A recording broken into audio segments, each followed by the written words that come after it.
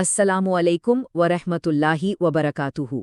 آج اسلامی تاریخ کی ایک بہت ہی مشہور اور اہم کتاب تاریخ الطبری پر بات ہوگی۔ یہ صرف ایک کتاب نہیں ہے، بلکہ سمجھیں کہ یہ ایک ایسا خزانہ ہے جس میں انسانیت کی ہزاروں سالہ کہانی محفوظ ہے۔ تو چلیے شروع کرتے ہیں۔ کبھی سوچا ہے کہ کیا یہ ممکن ہے کہ انسانیت کی پوری داستان شروع سے لے کر آج تک ایک ہی کتاب میں سما جائے؟ یہ سوال ہی اس کتاب کی عظمت کو ظاہر کرتا ہے جس کی ہم بات کرنے والے ہیں۔ اس کتاب کا جو اصل نام ہے وہ ہے تاریخ الرسل والملوک، یعنی پیغمبروں اور بادشاہوں کی تاریخ۔ صرف یہ نام ہی بتا دیتا ہے کہ اس کا دائرہ کار کتنا وسیع ہے، جو نبوت کی ابتدا سے لے کر بڑی بڑی سلطنتوں کے عروج و زوال تک پھیلا ہوا ہے۔ لیکن سوال یہ ہے کہ اتنا بڑا، اتنا عظیم کارنامہ انجام کس نے دیا؟ آخر اس شاہکار کے پیچھے کون سی شخصیت تھی؟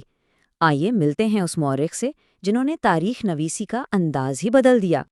یہ تھی امام ابو جعفر محمد ابن جریر الطبری، ایک ایسا نام جن کے علم کی پیاس اور سچائی کی لگن نے تاریخ کی ایک ایسی کتاب کو جنم دیا جو آج بھی زندہ ہے۔ امام طبری کا تعلق 9ویں صدی سے تھا، یعنی اسلامی تہذیب کے سنہرے دور سے۔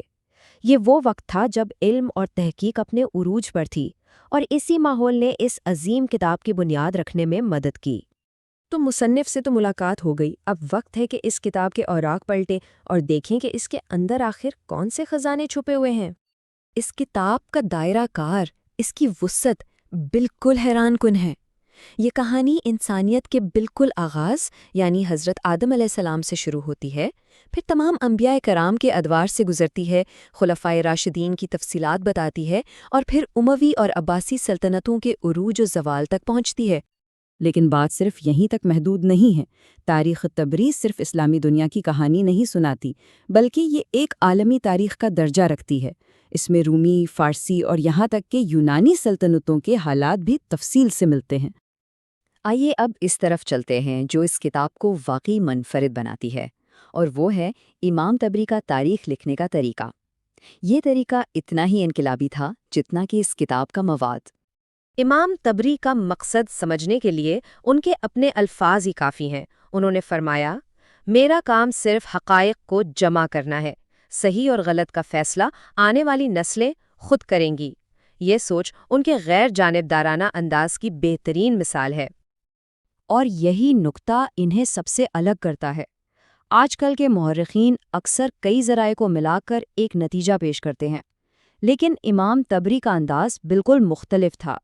وہ ایک ہی واقعے سے جڑی تمام روایات کو بغیر کوئی فیصلہ سنائے ویسے کا ویسا پیش کر دیتے تھے، تاکہ پڑھنے والا خود تحقیق کر سکے۔ ان کے اسی محتاط اور جامع طریقہ کار کا نتیجہ یہ ہے کہ تاریخ الطبری آج بھی صدیاں گزرنے کے بعد دنیا بھر کے مسلم اور غیر مسلم اسکالرز کے لیے ایک بنیادی اور معتبر ذریعہ سمجھی جاتی ہے۔ تو اتنی صدیاں گزرنے کے بعد بھی آخر یہ کتاب اتنی اہم کیوں ہے؟ چلیے اس کی جو لازوال میراث ہے، اس کے 3 اہم پہلوؤں پر نظر ڈالتے ہیں۔ اس کی میراث کے 3 ستون ہیں۔ پہلا، یہ اپنے بعد آنے والے تمام مورخین کے لیے ایک بنیادی حوالہ بنی۔ دوسرا، یہ صرف تاریخ نہیں بلکہ اپنے دور کی سیاست، ثقافت اور معاشرت کا ایک جیتا جاگتا آئینہ ہے۔ اور تیسرا، یہ قوموں کے عروج و زوال کی داستان سنا کر آنے والی نسلوں کو ایک بہت گہرا سبق دیتی ہے۔ تو مختصر یہ کہ تاریخ الطبری واقعی ایک خزانہ ہے۔ یہ ان تمام لوگوں کے لیے ایک انمول وسیلہ ہے جو انسانی اور اسلامی تاریخ کے وسیع سمندر میں گہرائی تک جانا چاہتے ہیں۔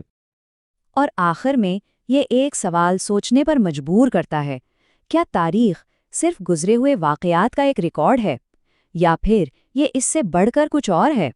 شاید ایک ایسا آئینہ جس میں انسان اپنی پہچان اور اپنے مستقبل کا راستہ تلاش کرتا ہے۔